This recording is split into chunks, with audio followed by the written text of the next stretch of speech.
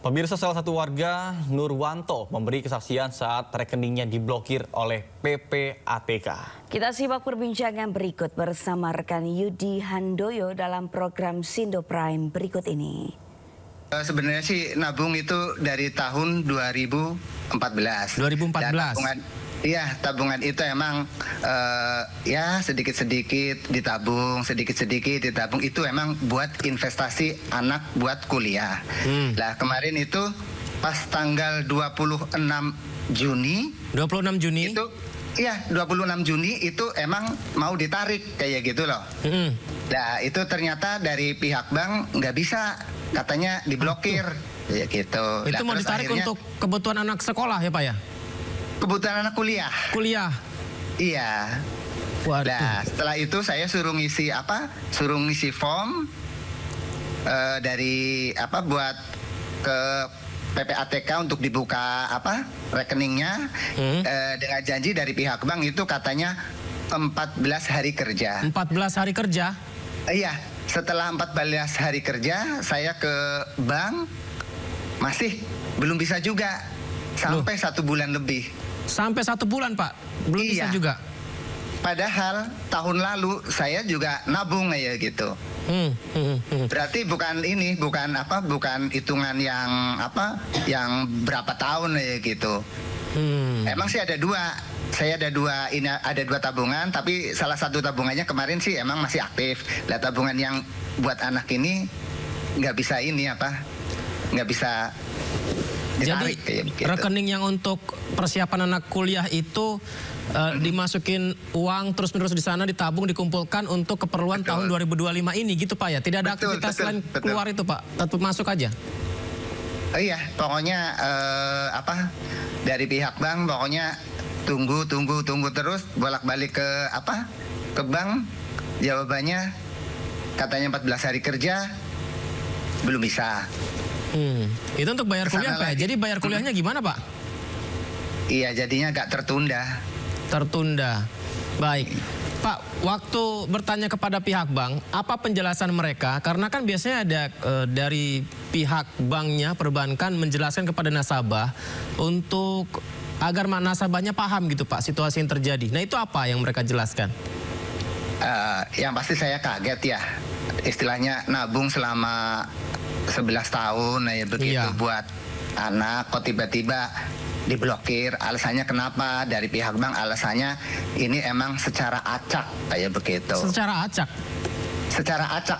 Jadi nggak semua rekening emang diblokir ya begitu. Jadi termasuk yang punya saya itu, anak saya itu kena ya begitu. Sebenarnya sih ini atas nama anak saya karena dulu masih kecil. Lah sekarang kan dewasa, jadi namanya kan tabungan muda. Begitu mau ditarik, lah itu tabungan itu harus ganti nama anak saya ya gitu. Jadi beralih itu, tapi tetap itu harus melalui proses juga ya begitu loh. Jadi tetap sampai sekarang juga belum bisa ditarik. Apakah aktivitas perbankan Bapak dengan nomor rekening putra Bapak tersebut itu tidak pernah ada penarikan sebelumnya Pak sehingga sesulit seperti sekarang?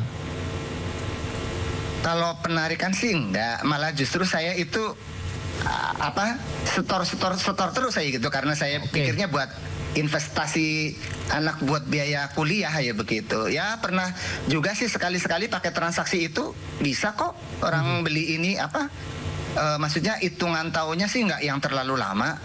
Tahun lalu pokoknya masih ini kok masih aktif, mungkin kayak 8 bulan atau 10 bulan lalu masih ada transaksi kok kayak gitu. Itu aman waktu itu ya Pak ya? Aman. Protes nggak Pak ke pihak bank Pak? Karena kan di bank kan ada klausul panjang tuh Pak. Ketika kita mau menabung itu kita harus mengikuti perintah ini, aturannya ini. Tapi itu kan tidak ada di klausul ketika kita mau menabung gitu Pak ya, bahwa rekening yang hanya setor ketika diambil beberapa tahun lagi ternyata nggak bisa diambil. Protes nggak Pak ke pihak perbankan?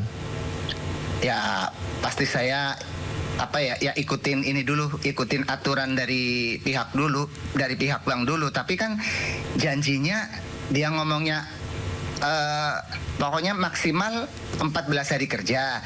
Bisa juga beberapa hari gitu. Saya tunggu terus nggak ada jawaban. Akhirnya terpaksa lagi datang ke bank. Ternyata datang ke bank lagi dijanjiin katanya ini 3 hari lagi.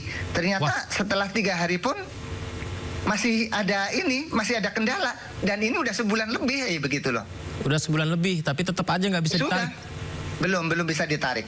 Itu nggak bisa ditariknya, apakah saldonya kelihatan atau ada informasi langsung bahwa ini dialami pemblokiran atau gimana Pak, dari informasi M-Banking atau di ATM-nya?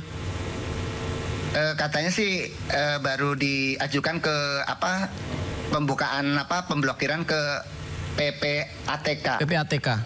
Iya. Bapak mengisi formulir berarti Pak di situ Pak? Sudah apa mengisi saja, formulir dan sudah berusaha kan kalau mau buka biar rekeningnya aktif kan itu kan harus setor 100.000. Itu udah beberapa kali coba setor 100.000 ke teller, itu nggak bisa. Kami tadi sempat mewawancari dari PPATK Pak Natsir Kongah ya. Salah satu sebenarnya yang beliau katakan adalah untuk membuka kembali pemblokiran tersebut sebenarnya mudah. Hanya saja formulirnya dan juga proses di banknya itu yang memakan waktu begitu. Nah, dengan jawaban seperti ini apakah tidak benar Pak? Karena sulit? Yang pasti ya tidak benar. Orang sulit kok. Itu waktunya nggak cuma sehari 2 hari kok. Saya sampai ke bank aja bolak-balik kok. Bapak sendiri menjadi korban Pak di situ.